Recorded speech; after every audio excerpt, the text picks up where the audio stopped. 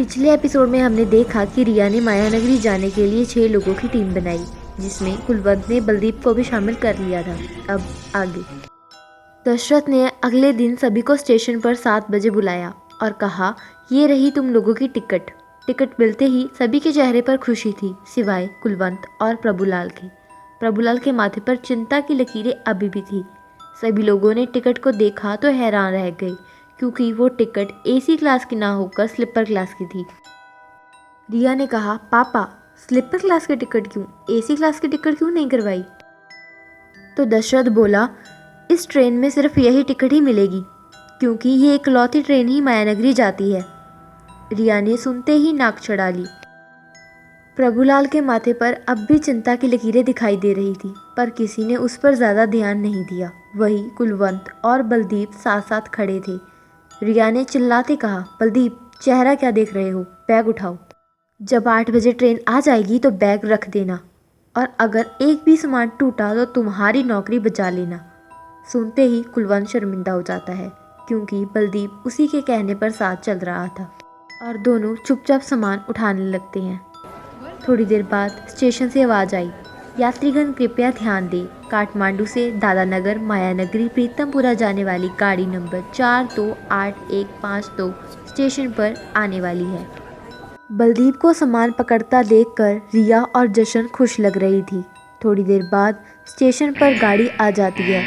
सभी अपनी sleeper class की टिकट को पकड़कर ट्रेन में चढ़ जाते हैं, लेकिन सबने देखा कि उस ट्रेन की हालत इतनी भी बुरी नहीं थी। सभी अपनी सीटों को ढूंढने लगे।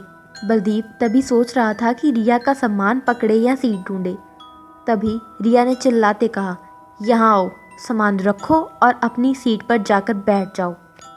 तो बलदीप ने धीरे से सामान को रिया की सीट के नीचे साइड पर रख दिया। सभी लोग अपनी अपनी सीट पर बैठ गए। थोड़ी देर बाद ट्रेन के हॉर्न बजने की आवाज़ आई।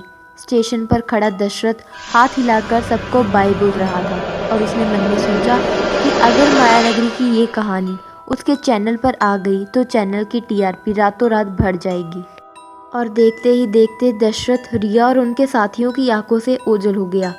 मोहन राय ने अपने बैग से बिस्किट और चिप्स के पैकेट निकाले और खाने लगे।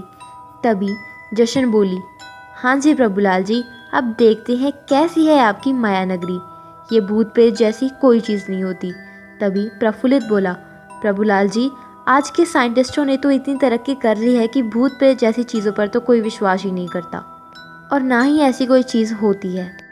तभी प्रभुलाल ने कहा, प्रफुल्लित सर, ऐसा मत कहिए, रानी को पता चला तो आपको कोई नुकसान भी पहुंच सकता है।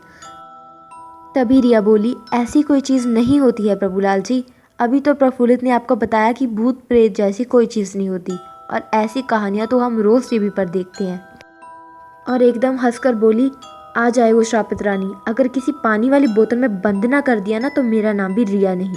इतना सुनते ही सभी हंसने लगे, और कुलवंत तो बेचारा डरा जा रहा था। अचानक से रिया की नज़र खिड़की की ओर ट्रेन के बाहर पड़ी, तो अचानक से उसकी आंखें खुली की खुली रह गई, और रिया के माथे पर पसीना आ गया। वो एकदम से घबरा जाती है। सभी उसकी तरफ देखते हैं और उसे पूछते हैं, लेकिन रिया कुछ बता ही नहीं पाती। आखिर क्या था खिड़की के बाहर जिसे रिया ने देखा, और रिया उसे देखते ही क्यों डर गई? जानने के लिए देखते रहे मायाजाल सिर्फ और सिर्फ एसपी क्रिएटिव्स पर।